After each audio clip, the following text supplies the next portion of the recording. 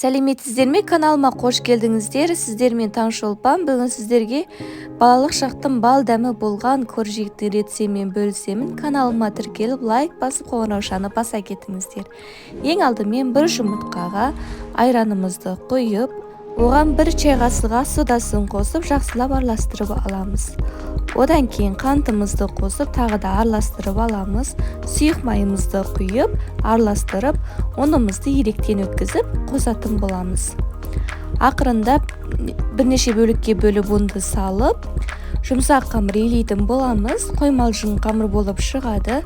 Одан кейін оқтаудың көмегімен бетіне ұн сеуіп жазып алатын боламыз.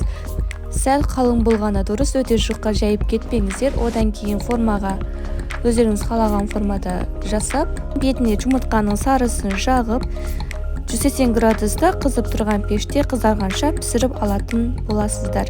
Міндетті түрде жасап көріңіздер, өте дәмді, жұмсақ болып шығады. Ас болсын.